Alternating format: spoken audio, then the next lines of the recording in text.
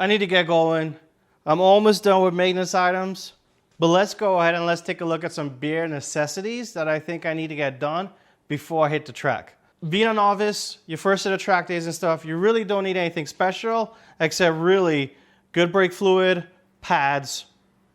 That's about it. Factory 3-point belt and stuff like that will kind of throw you around in the seat, so that may kind of exhaust you. So that's where I went a little extra and got me some stuff from Saybelt. Let's go ahead. I have also, like you see, a smorgasbord of other things here. Let's go ahead and let's see what I have planned for the Z in the next coming weeks to get it a little extra than track ready. Almost done with maintenance items. I did fix the door handle. I posted on Instagram, posting that, how that finally broke. I got some rear bearings. I got to do the rear bearing on this car, and really valve covers. So I got the, how they would say, aluminum valve covers. You guys know me, I'm a big OEM person that always buy OEM parts. Heck, the door handle I bought for the driver's side is an OEM door handle from Nissan. But after doing a bunch of research and looking at different things, everybody says good things about the aluminum valve cover. The OEM valve cover is like $300 for one, and it will still eventually warp. So I threw caution to the air, or air to the caution, or how you would say it, and I just got the aluminum ones. There are some caveats with installing the aluminum valve covers, so stay tuned to that video. I will discuss the caveats. It is the red one. I don't know how I feel about the red valve cover. I do like red, but the engine bay, it's a track car. I was hoping it was going to be a little more subtle. Subtle. Yeah, we'll see.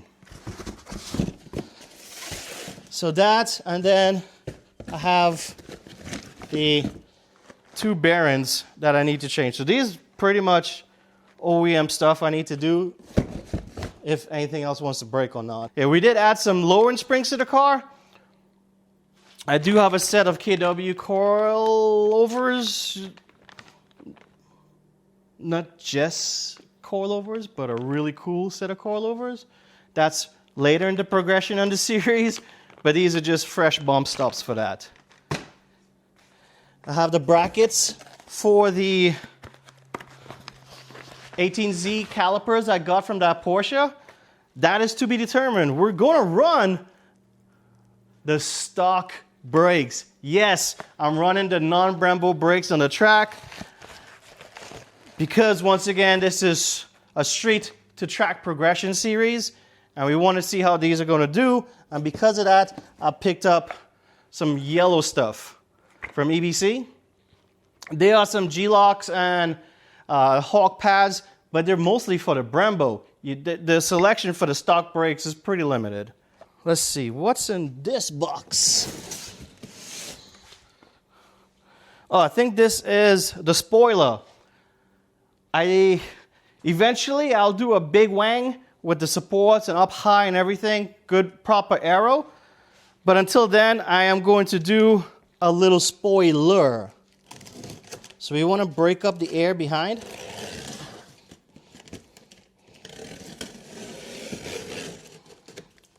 So I got me one of those spoilers that I could paint, and then I will just affix with two-way tape. That packaging is to be desired.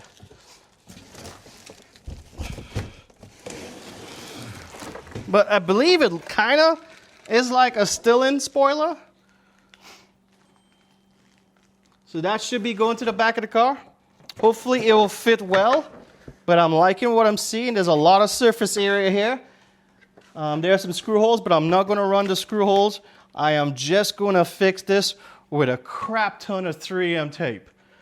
I don't really want to drill up the rear hatch. The rear hatch is a Virgin base model rear hatch, and the only time I'm going to drill it is when it's time for that big wing, which I will say I am going to do a 3D scan project and make my own swan neck standoffs for it. So stay tuned, subscribe, and we'll work together on that project.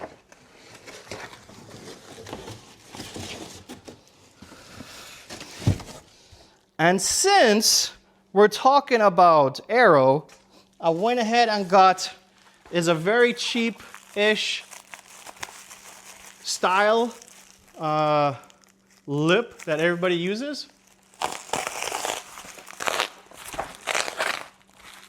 But my question to you guys is if we should leave it black or if we should paint it while we paint in the spoiler.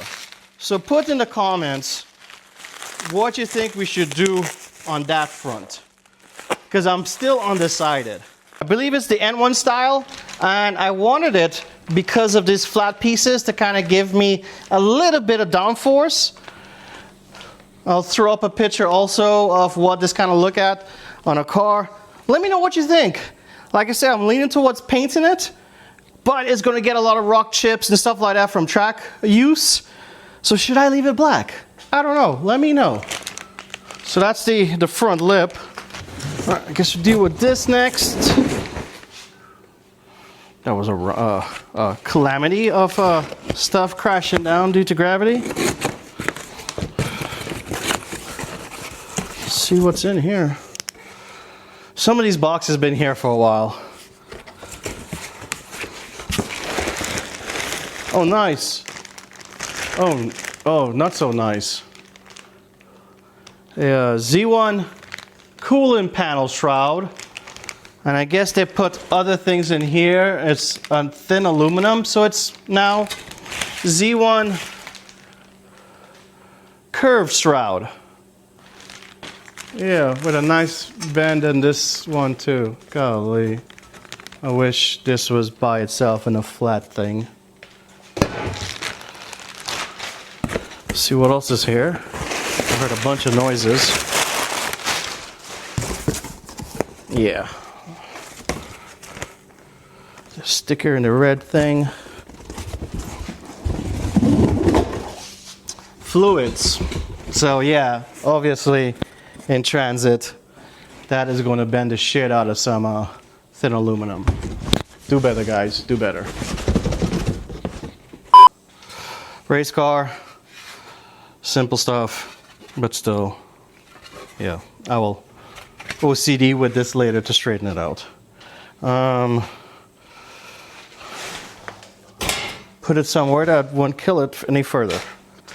As of now, I'm just going to use RBF 600. We know 660 is the tried and true. 660 is a little more hydroscopic, meaning it pulls more moisture into it, or hydrophobic, is it? Hydrophobic repels. Hydrophobic repels? Okay, so hygroscopic or something, so annotation. And then for the clutch, I got .51. It's not technically 5, it's a better 4. It's a better 3 or 4 compatible thing. So this for the clutch, and then that's for the brakes for now. So I'm gonna save the big box for later. Let me grab what's back here. What's back here is kind of heavy.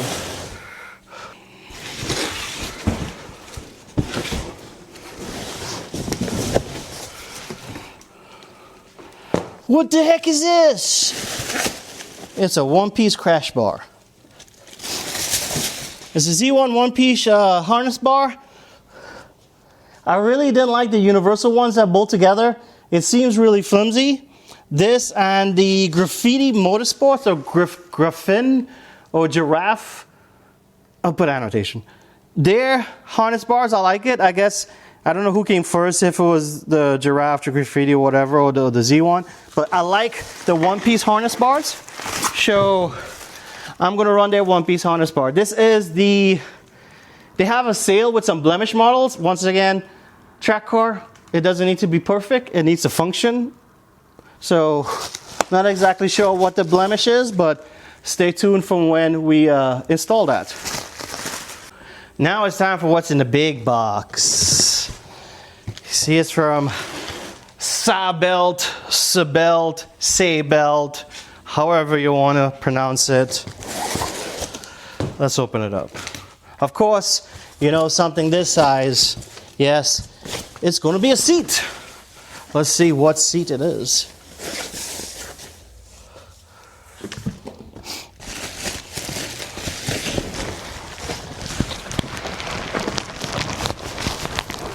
Roar! Y'all ready for it? Put in the comments what you think it is.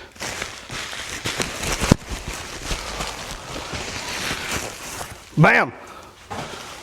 So it's a Belt's GT3 seat. Wanted something simple. They have their other one. There's two seats that doesn't have the head protrusion for safety. But the secondary one, it's a little too high in the hip, and I was thinking it might be a little too aggressive to get in and out the car. I'm getting one for now because it runs kind of narrow.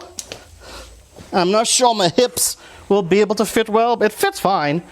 On paper, I'm fatter than this seat would allow. I'll just be honest. On paper, yeah, I'm porky, but it fits. We got to see. I want to see how comfortable it is. It does feel comfortable right now. And if I could do an event or a couple 50, 100 miles or something like that with it, I'll buy the next one for the passenger. So it'll match. So we got a GT3 seat, but not only that, then we got a crushed harness box, unfortunately. This is their 2-inch harness. I wanted a 2-inch because on the 510, the 3-inch really digs into my neck, and I'll probably get a Hans device, and I just wanted to be more comfortable for longer with the 510. The drives aren't as harsh, and I'm not getting thrown around, so I could deal with those belts around my neck. So but this one, I got the 2-inch. And we have the anchor points for it. Seat belt. Oh, nice. So these have the cotter pins. So we could technically, after we put it into the eyelid, all right, you could put in one of these cotter pins to lock it closed. So in vibration, taken on and off, it won't really come loose. So that's pretty neat. I like that. Very bright logo. Got the pull tabs. We got our authenticity sticker. Has the homologation sticker or tag, the validity, how long it is last, how long it's certified for. The stuff I'm doing, I don't necessarily need this much certification, but it's nice to have. And it is a 6-point harness. So with 5 points, sometimes that single belt kind of squeezes the boys and the junk and stuff. So the 6-point goes around your junk, and you still have that anti-submarine effect. I went ahead and picked up Sebelt's slider kit for the seat also. And there's seat brackets. The only thing I'm kind of not happy about the seat brackets, it's unbranded. I would have been nice to have, like, you know, have Recaro and stuff on the side of seat brackets. It's nice to have the Sebelt on that, but I guess no. A little bit of rice. I did want to use the OEM front tow hitch, but I just got the Sebelt one. And in here, I believe are my plates. My anchor plates. Yes. So I've got a bunch of anchor plates for under the car.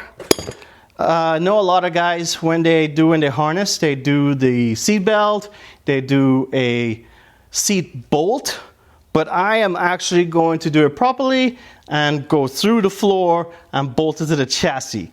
Seat's not really supposed to come loose, but heaven forbid in a crash or something, they do come loose. The harness will hold me and the seat in one place. I think there's some bolts here too. Yeah, some seat bolts. So that's it. That's what's going to be happening in the next few weeks. I do have a tool I need to show you guys. It's a auto bleeder. That'll be kind of cool. It'll be very helpful to bleed the brakes. When doing track days so often, the brakes burn out and you gotta replenish the fluids very often. So that's cool, man. I'm very excited. I just need to get it done. So that's what's coming up. Put in the comments what you think about the parts. Let me know about the lip to paint that. Some of this is going to be a pain in the butt. The valve covers, let me know if you guys looking forward to seeing a video on the valve covers. There's like about 2 to 3 caveats on what you need to do if you're using those aluminum valve covers. I still got to put this car in the air and look at the bottom, see how I'm going to secure these belts. Stay tuned, guys. I didn't show the bracket because I don't have the C bracket yet. I'm going with the Planted Technologies brackets, the low profile 350Z brackets. That's probably going to be delivered tomorrow. So thanks for staying in this video. That's all the parts. I got to clean up and try and put these things somewhere temporarily because the garage is full. The wife doesn't want to kill me anymore because I actually finally got it out of the house, all these boxes. But so if you have a wife that's going to love you now as much as my wife loves me for getting this shit out, don't forget, hit a like, hit a sub. Until next time, guys, y'all take it easy.